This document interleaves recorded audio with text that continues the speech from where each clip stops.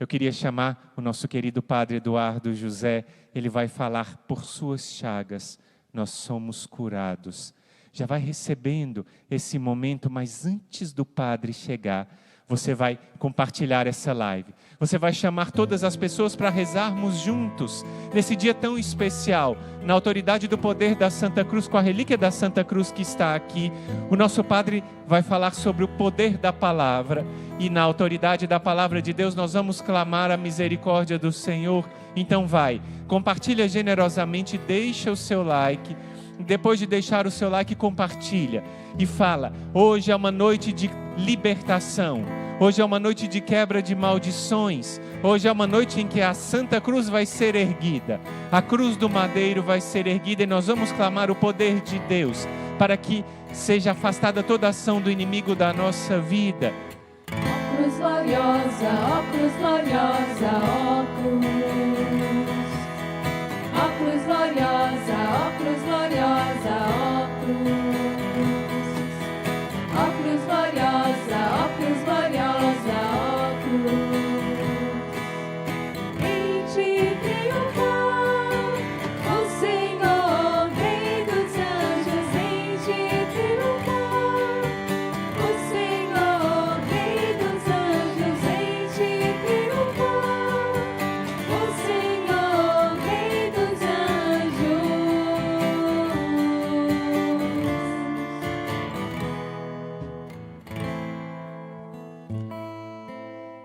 Que alegria nós estarmos aqui mais uma noite, e hoje, nessa solenidade, nessa festa da Santa Cruz, nós meditarmos, orarmos e buscarmos na cruz de Cristo o remédio para curar todo o veneno que foi lançado sobre nós, sobre a humanidade. A serpente que quis picar e que quer, esse é o objetivo dela, picar o calcanhar do homem, e picando o nosso calcanhar, nos tornar lentos no caminhar na vontade de Deus, nos tornar lentos em fazer a vontade de Deus. Mas o que é um calcanhar picado, mordido, diante de uma cabeça esmagada? Não é nada. Enquanto a serpente quer nos atrasar na vontade de Deus, nos tornar lentos, para entendermos, compreendermos e obedecermos aquilo que Deus tem para nós, nós no Senhor e com a intercessão da Virgem Maria esmagaremos a sua cabeça. Eu sinto que hoje o Senhor quer fazer grandes libertações espirituais através do seu sangue derramado, através da sua cruz. O Senhor quer nos alcançar em situações mais diversas, mais terríveis, e nos tirar realmente da escravidão, do domínio do diabo, que tem se levantado contra as nossas casas, nossas famílias, e nos enganando, mentindo para nós. Eu gostaria de pegar com você, é claro que você já está armado, porque nós não vamos, eu dizia isso ontem, a gente não vai ao combate se nós não estivermos armados. Então pegue a espada do Espírito, que é a palavra de Deus, e nós vamos abrir na primeira leitura da liturgia da igreja, no mundo inteiro, celebrando a exaltação da Santa Cruz. Nós estamos rezando, lendo, meditando essa palavra que está lá em Números, capítulo 21, a partir do versículo 4. E é isso que eu quero trabalhar com você um pouquinho, antes de nós orarmos com a cruz de Cristo. A palavra de Deus diz assim: os israelitas, versículo 4 do capítulo 21 do livro de Números. Os israelitas partiram do Monte Or, pelo caminho que leva ao Mar Vermelho, para contornarem a terra de Edom. Só para contextualizar, para você compreender bem o que estava acontecendo, os israelitas estavam vindo de uma grande batalha, e já estavam com os pés na terra prometida, já estavam para entrar nas terras de Canaã, nas terras que o Senhor havia prometido. E por causa dessa batalha, por causa dessa guerra que não foi tão fácil, o Senhor deu vitória porque o povo orou. É interessante porque todas as vezes que nós oramos, todas as vezes que Israel confiava em si, ele perdia a guerra. Agora, todas as vezes que ele colocava sua confiança no Senhor, ele vencia a guerra. Porque nós não lutamos com as armas humanas, nós lutamos no nome do Senhor. Foi assim também que Davi venceu Golias. Foi assim que tantas batalhas são travadas na Escritura, quando nós contamos com o Senhor. E você também. Você só vai vencer as suas batalhas, nós só vamos vencer as nossas batalhas se nós contarmos realmente com o Senhor. E o povo contou com o Senhor deu vitória nessa batalha, porque vai dizer o versículo 3, o Senhor ouviu a voz de Israel e lhe entregou os cananeus. Israel os voltou ao interdito junto com as cidades e deu àquele lugar o nome de Horma, interdito. Só que ao invés de entrar na terra prometida, Deus tem as suas estratégias. E o Senhor sabia por que eles não podiam entrar naquele momento na terra prometida. Então tiveram que voltar, deserto adentro, em direção ao Mar Vermelho. Como se estivessem voltando pelo caminho pelo qual eles já haviam passado. Como se estivessem distanciando da terra prometida. Mas Deus sabia o porquê de todas as coisas. E diante daquilo que nós não compreendemos, nós adoramos em silêncio. Diante daquilo que nós não compreendemos como providência de Deus, o Senhor nos conduzindo. Se uma vez nós entregamos as nossas vidas ao Senhor, nós temos que acreditar que Ele está no comando, está conduzindo todas as coisas. Só que o povo infelizmente fez aquilo que muitas vezes eu e você nós fazemos em momentos de tribulação, em momentos em que nós não temos respostas, em momentos em que dúvidas tomam conta do nosso coração e que nós somos envolvidos por tantas situações sem respostas. O povo, diz a palavra de Deus, durante a viagem, o povo começou a impacientar-se. A impacientar-se. Na verdade, o povo, essa mesma palavra impacientar, é a mesma que o povo desanimou-se. O povo perdeu a coragem. Porque estava próxima a conquista e tiveram que voltar, dar um passo atrás. O povo impacientou-se, o povo desencorajou-se. E se tivesse ficado só no desencorajamento, ainda estava bom. Porque uma sacudida, Elias caiu nesse desencorajamento e o anjo foi até ele e disse: Elias, levanta-te e come, porque tu tens um longo caminho ainda a percorrer. Mas aqui o povo não ficou só no impacientar-se, o povo aqui não ficou só no desanimar-se, no desencorajar-se. O povo pôs-se a protestar, a murmurar. É interessante que a palavra murmurar no hebraico é a mesma que se estabelecer, como se estivesse num hotel. Quando é que nós vamos para um hotel? Se estamos numa viagem longa e paramos no meio do caminho para pernoitar, estamos no hotel, é porque a viagem não vai continuar naquele momento.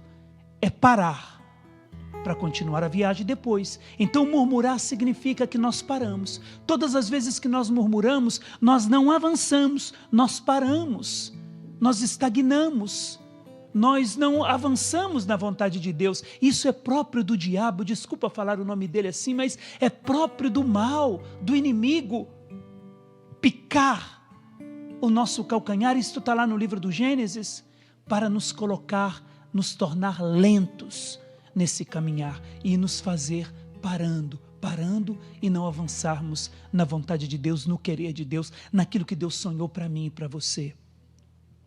Então, nesse impacientar-se, nesse protestar contra Deus e contra Moisés, mas onde está Deus? Não é isso que acontece conosco?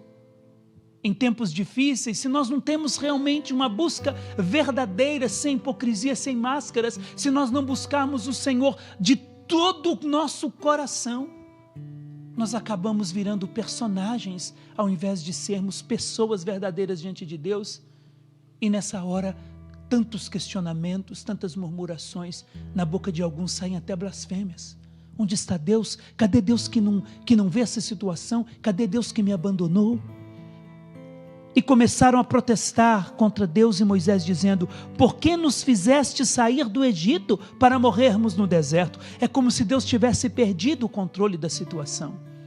É como se o Senhor não tivesse mais o controle e a resposta para todas as coisas e começar a reclamar: por que nos fizeste sair do Egito para morrermos no deserto? Não há comida nem água. E o pior, irmãos, o pior vem agora. E já estamos com nojo desse alimento miserável. Do alimento que o Senhor estava dando, o maná. O povo pediu, Deus deu o alimento, o maná que caía das nuvens.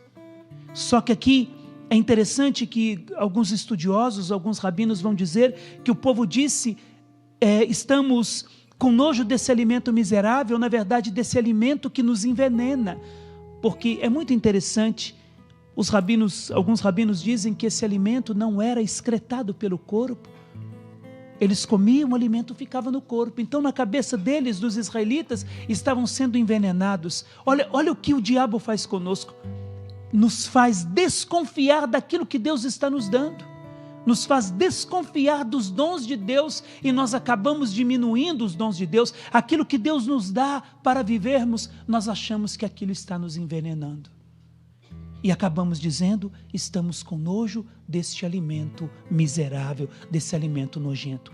A partir daí, já que disseram que estavam com nojo desse alimento que envenenava, o Senhor mandou contra o povo serpentes venenosas, que os picavam, e muita gente de Israel morreu. O Senhor permitiu, já que eles abriram as portas, o Senhor permitiu que as serpentes viessem, e a serpente aqui é aquela lá do livro do Gênesis, que veio conversar com Eva. A própria palavra serpente no hebraico se diz narash, que significa assovio, cochichar, balbuciar, falar baixinho nos ouvidos. É próprio da serpente falar baixinho para nos confundir, para nos enganar, enquanto a verdade deve ser proclamada, disse Jesus. Aquilo que é falado aos pés dos ouvidos deve ser proclamado em cima dos telhados. A verdade é proclamada, a mentira vem baixinho, semeando a discórdia e a divisão. E foi isso que a serpente fez com Eva. A serpente, quando conversou com Eva, e o Senhor tinha dito isso para Adão e Eva, que eles dominariam sobre todos os animais. Aqui diante de vocês estão os animais, dominai-os. Era o poder que o Senhor dava. Não no sentido de destruir, mas dominar no sentido de ser o chefe, de conduzir, de ordenar para a melhor coisa. Agora, quando Eva se abaixa para ouvir a serpente, porque já que a serpente é narash, assovia, fala baixinho, não tinha como Eva, a serpente não estava de pé. Serpentes de pé nós vemos por aí, infelizmente, homens e mulheres conduzidos pelo diabo. Agora, aquela serpente do Gênesis, não. Era uma serpente que estava rastejando. A Bíblia vai dizer, nós não temos muito tempo, então não vou pegar o texto lá, mas a Bíblia vai dizer que ela veio rastejando, ela rastejava, ela estava do lado de fora do jardim, ela veio, e por isso mesmo ela rastejará sobre o pó, e rastejará sobre o pó significa, o pó na Bíblia é o símbolo da própria morte. Então a serpente que rasteja sobre o pó significa que ela está envolvida na própria morte, e por onde ela passa, ela quer espalhar a morte. João 10:10 vai dizer que o diabo veio para roubar, matar e destruir, enquanto Jesus veio para dar vida e vida em abundância. Então ela veio rastejando sobre a morte. Era um animal mais astuto, diz a Sagrada Escritura. A palavra astuto e a palavra nu é a mesma palavra, mesma raiz no hebraico. Então a serpente era nua, ou seja, desprovida de moral, desprovida do querer de Deus, desobediente, rebelde. E quando ela veio rastejando para Eva, o pior é que Eva fez, ela se abaixou para ouvir a serpente. E quando ela se abaixou, ela se tornou como a serpente, imagem e semelhança da serpente. Ouviu e o pecado entrou pelos seus ouvidos. É interessante que o primeiro mandamento da lei de Deus, em Deuteronômio capítulo 6, qual que é? Ouve, Israel, o remédio para curar a mentira da serpente que entrou pelos ouvidos de Eva é ouvir a Deus, escutar a Deus. E a palavra escutar no hebraico é a mesma que obedecer. Então todas as vezes que eu obedeço a Deus, eu estou curando, ouvindo a voz de Deus e curando a mentira que entrou pelos nossos ouvidos. Por isso que São Paulo vai dizer que a fé vem da pregação, da escuta, que destrói toda mentira que foi colocada nos ouvidos por causa da serpente. E quando Eva se abaixou para ouvir a serpente, ela se tornou como a serpente. E depois do pecado, Adão e Eva se viram nus, ou seja, se viram astutos como a serpente, ficaram como ela.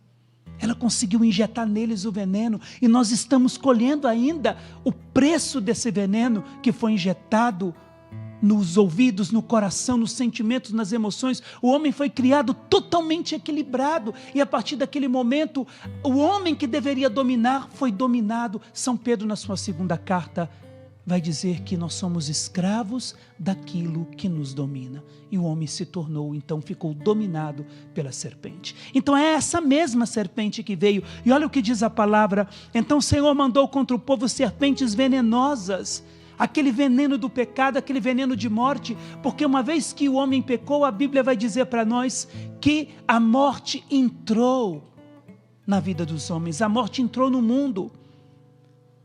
O povo, olha o que diz, que os picavam, serpentes venenosas que os picavam, e muita gente de Israel morreu. O povo dirigiu-se a Moisés e disse: pecamos, falando contra o Senhor e contra ti. Roga ao Senhor que afaste de nós as serpentes. E eu digo mais: quando é que essa oração do povo foi ouvida?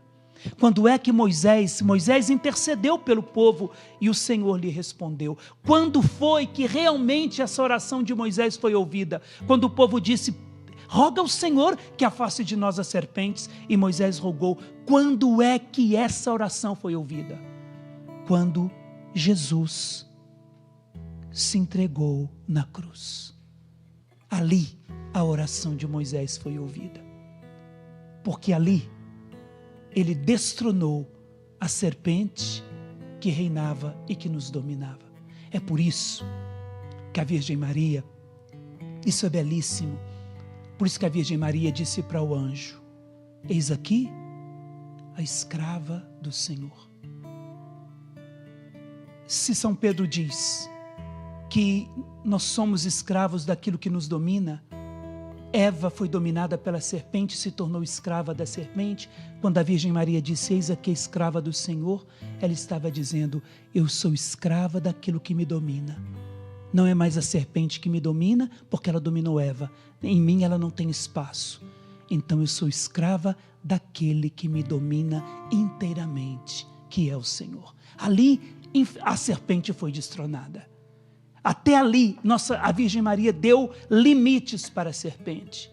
Aqueles que se tornarem escravos por amor, escravos do Senhor, esses, a serpente não tem domínio sobre eles. E o sangue de Jesus é como aquele soro antiofídico que é injetado nas nossas veias para nos curar profundamente. O povo dirigiu-se a Moisés e Moisés intercedeu. O Senhor lhe disse: faze uma serpente venenosa e coloca sobre uma haste aquele que for mordido, mas olhar para ela, terá sua vida poupada, ficará com vida. O que significa isso? O texto no original, explicado pelos rabinos, dizem que o povo não ia olhar para a serpente, porque olhar para a serpente seria idolatria. Então, qual que é o termo bíblico? Aqueles que olhassem em direção à serpente, a serpente seria um sinal para que eles olhassem além dela, em direção aos céus, ou seja, levantar os olhos para os céus e submeter o coração ao Pai. Esses teriam uma vida poupada. E foi isso que o Senhor fez por nós. O Filho do Homem foi elevado na cruz. Se nós pegarmos o profeta Isaías, nós vamos ver isso. O Filho do Homem foi elevado na cruz, e todos aqueles que olharem para Ele. E Jesus facilitou para mim e para você. Jesus não levantou os olhos na hora da sua morte. A palavra de Deus vai dizer que Ele entregou o seu Espírito. E inclinando-se, entregou o Espírito. Jesus inclinou-se para que o olhar dele se cruzasse com o meu e com o seu, para que nós fôssemos atraídos pelo seu olhar e submetêssemos o nosso coração a ele, e assim teríamos a nossa vida poupada. A única maneira hoje, meu querido e minha querida, de termos a nossa vida poupada é nós colocarmos a cruz de Jesus na nossa frente, é permitirmos que a cruz do Senhor esteja na nossa frente. Seria tão bom, e quem sabe é um grande desafio que eu estou lançando para você, que todas as casas de católicos, na porta de entrada, do lado de fora, tivesse a cruz de Cristo, para que todos que ali passassem soubessem que naquela casa não há espaço para serpente, Naquela casa há o remédio para a cura, a libertação, que é o sangue de Jesus. Olha o que diz o profeta Isaías no capítulo 53. Quem vai acreditar na notícia que trazemos? Quem vai acreditar na notícia que trazemos? A quem relatar o poder do Senhor? Ou seja, quando nós olhamos para a cruz para muitos ainda é escândalo, infelizmente. Quantas pessoas olham para a nossa cruz? Certa vez, no período que eu morava na França, um dos nossos irmãos estava passando com a nossa cruz e passou um outro filho de Deus, um irmão que não acredita na cruz de Cristo, e quando olhou para a cruz que estava no peito desse irmão, cuspiu no chão. Cuspiu porque renega a cruz. Ela continua sendo escândalo para os judeus, loucura para os gregos e negação para tantos que se dizem cristãos, enquanto São Paulo diz que nós pregamos o Cristo crucificado. Então, seja para nós, o profeta Isaías está dizendo, a quem relatar o poder do Senhor? Quando nós olhamos para a cruz de Cristo, aqui está o poder do Senhor, o poder de transformar a maldição em bênção, o poder de transformar aquilo que era condenação em salvação para mim e para você. Aquele que tem poder que com seu sangue destronar a serpente e expulsá-la do paraíso, expulsá-la do meio de nós, expulsá-la das nossas casas, das nossas vidas, e nós não podemos perder isso. Nós estamos num grande combate, nós estamos num grande ataque, e nos tempos que estamos vivendo, preparando para o dia do Senhor, preparando para a vinda do Senhor, o inimigo está se levantando com todas as forças, mas ele não vem nos assustando, ele vem como serpente, balbuciando, cochichando nos nossos ouvidos. E a palavra de Deus vai dizer, não fazia vista, crescia diante dele como um broto, qual raiz que nasce da terra seca, não fazia vista nem tinha beleza a atrair o olhar, não tinha aparência que agradasse. Era o mais desprezado e abandonado de todos, homem do sofrimento, experimentado na dor. Indivíduo de quem a gente desvia o olhar, repelente, dele nem tomamos conhecimento, eram na verdade os nossos sofrimentos que ele carregava. Eram as nossas dores que levava às costas. Eu queria que você aí na sua casa agora não tirasse os olhos da tela do computador, do celular, da televisão, seja onde você esteja nos acompanhando. Quando nós olhamos para a cruz de Cristo, nós vemos Jesus completamente desfigurado. Aqui não está tão desfigurado, está bem machucado, mas nós sabemos que na realidade as pessoas passavam diante da cruz e não tinham coragem de olhar para a cruz. Não tinham coragem de olhar. Tão desfigurado estava ele.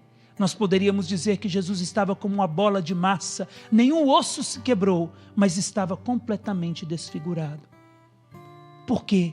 Aquilo que o veneno fez com Eva, a desfigurou e desfigurou Adão. Jesus permitiu-se ser desfigurado para nos transfigurar. Quando Pilatos mostrou Jesus desfigurado, flagelado e disse, eis o homem, na verdade era como se Pilatos dissesse, eis aqui Adão. Olha o que Adão se tornou por causa do pecado. Olha o que o padre Eduardo José se tornou por causa do pecado. Olha o que você se tornou por causa do pecado. Eis o homem desfigurado por causa das nossas más escolhas e por causa do veneno injetado em nós. Jesus estava como um leproso na cruz, completamente desfigurado para devolver para nós a beleza divina. Era na verdade os nossos sofrimentos que ele carregava, eram as nossas dores que levava às costas, e a gente achava que ele era um castigado, alguém por Deus ferido, massacrado, mas estava sendo traspassado por nossas rebeldias, estava sendo esmagado por nossos pecados, o castigo que teríamos que pagar caiu sobre ele. Com seus ferimentos veio a cura para nós. Repita comigo aí na sua casa. Pelos seus sofrimentos, veio a cura para nós. Veio a cura para nós. Pelos seus sofrimentos, eu declaro hoje que eu estou curado, liberto, pelo nome de Jesus, pelo sangue de Jesus.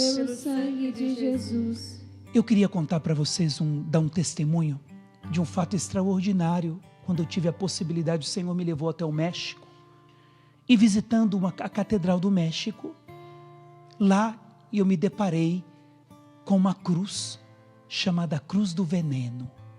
Interessante, logo que me falaram a Cruz do Veneno, logo eu já pensei nesse veneno que a serpente injetou em Adão e Eva, nesse veneno lá de Números 21 que acabamos de ouvir, e fui então entender a história.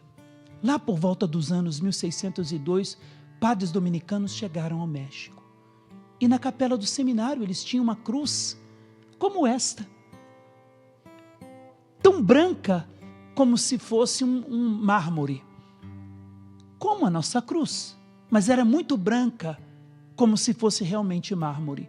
E esse padre todos os dias fazia a sua oração aos pés da cruz, beijava os pés da cruz, antes da oração e após a sua oração ele beijava. E um dia entrou nessa capela um bandido que havia cometido vários crimes, e um dos crimes era um assassinato cruel. E foi até esse padre e contou. O padre disse que poderia perdoá-lo, dar absolvição, mas era preciso que ele reparasse aquilo que ele havia feito e que ele se entregasse então para as autoridades.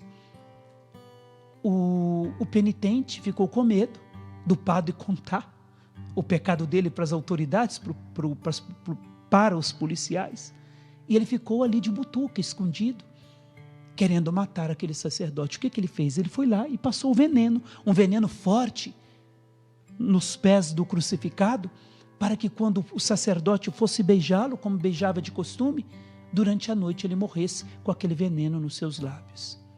Só que o padre foi, e quando o padre foi beijar os pés do crucificado, Jesus, o crucificado, recolheu as pernas e não deixou o padre beijar. E o padre, assustado com aquilo que ele estava vendo, ao mesmo tempo, aquele Cristo que era branco como mármore, foi ficando escuro, porque absorveu todo o veneno que aquele bandido ali tinha colocado, e ficou conhecido como Cristo do Veneno ou Cristo Negro. E eu trouxe uma réplica pequena para você ver. Esse é o Cristo do Veneno, o Cristo Negro, que absorveu todo o veneno que aquele sacerdote, a vida daquele sacerdote estava em perigo. E quando aquele bandido viu o Cristo ficando completamente negro, porque absorveu totalmente o veneno que mataria aquele sacerdote, aquele homem se converteu, aquele homem começou a chorar, construiu um altar chamado Altar do Perdão, onde está hoje. A cruz foi tirada da capela do seminário e levada para a Catedral hoje do México. Ali tem um altar chamado Altar do Perdão. Aquele penitente se entregou às autoridades, cumpriu a sua pena e se converteu literalmente, totalmente, por aquilo que ele viu. Jesus que encolheu as pernas e absorveu o veneno da serpente. E a partir de então as pessoas vão até esse crucificado rezar, pedindo a Jesus que absorva o veneno, e principalmente o veneno de espíritos de suicídio. Muitas mães, muitos pais vão até esse crucificado rezar, pedindo que Jesus absorva o veneno da morte, do suicídio, da vida dos seus filhos. E hoje nós vamos orar também por você. E lá no México, eu tive uma experiência, um combate muito grande. Eu estava passando e vi um pajé, vi situações de ocultismo, ele fazendo um ritual com uma criança. Eu estava passando no ônibus, eu colhi depois as consequências disso, mas enfim, eu estava passando no ônibus e vi aquilo que estava acontecendo, aquela criança que ia passar a vida dela inteira condenada à contaminação e quem sabe até uma possessão diabólica. Eu passei no ônibus, eu entrei naquela brecha, eu falei: Jesus, que isso não aconteça com essa criança, e comecei a fazer uma oração de libertação enquanto o ônibus passava.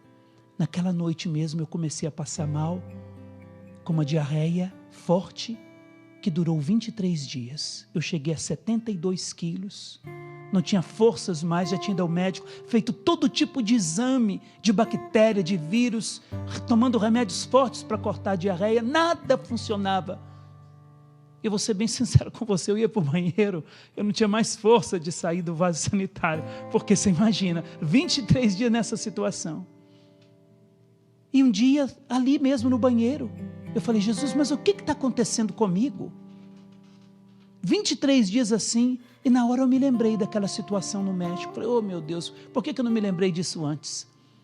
E saí dali do banheiro, fui para a capela, chamei os irmãos que moravam comigo e disse, rezem por mim agora, faça uma oração de libertação.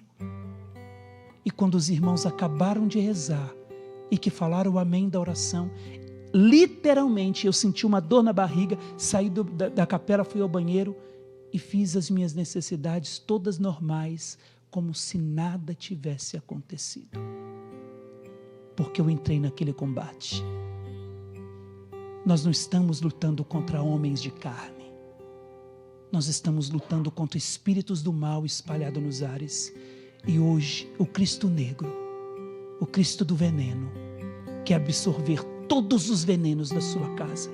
O Senhor está me dizendo que Ele quer começar pelo veneno do alcoolismo. O Senhor quer começar pelo veneno do alcoolismo. Da mesma forma que Ele recolheu as pernas para que aquele sacerdote não fosse envenenado, Ele quer recolher o alcoolismo da sua casa para que a sua família não seja envenenada.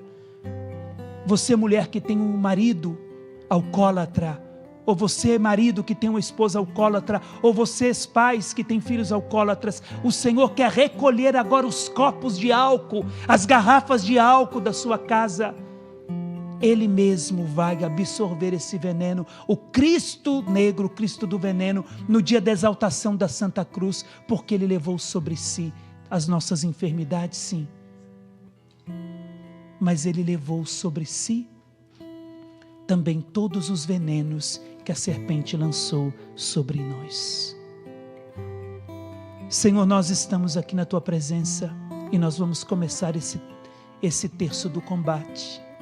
Nós vamos começar, como de costume, com os irmãos, as irmãs, rezando por você, mas hoje nós vamos rezar de modo especial, na certeza que o Senhor vai absorver todos os venenos, e nós não vamos esquecer. Vamos começar pelo veneno do álcool, da prostituição, depois vamos passar por todo tipo de contaminação espiritual e vamos fazer orações de libertação.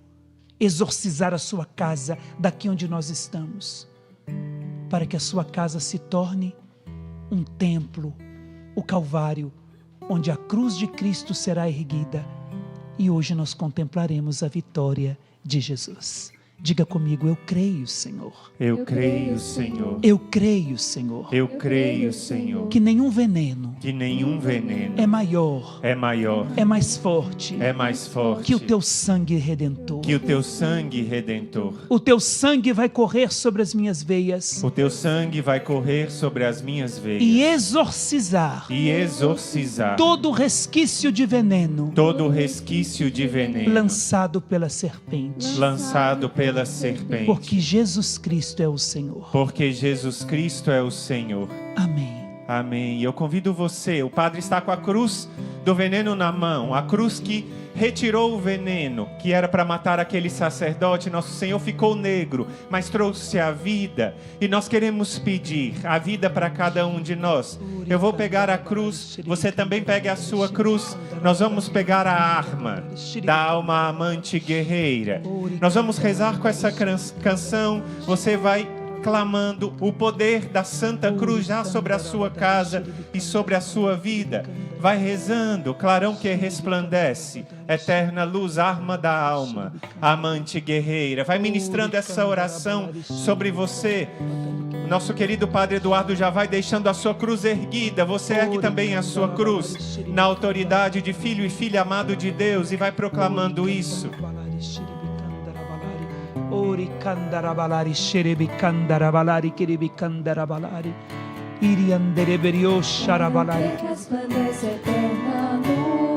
Arma, reza isso. Clarão que resplandece É a tua arma. Arma da alma, amante guerreiro. Oh, bendita cruz. Adorável. Adorável cruz. Te adoramos. Te adoramos, Santa Cruz. Este sinal santo estará no céu quando o glorioso Rei vier julgar. Este sinal santo estará no céu quando o glorioso Rei vier julgar. Oh, bendita cruz, adorável cruz, te adoramos, Santa Cruz. Ó Santa Cruz, Ó Santa Cruz, adorável, de onde a vida brotou, nós fonte. vai rezando e pede isso. Ó Santa Cruz adorável, vem me libertar.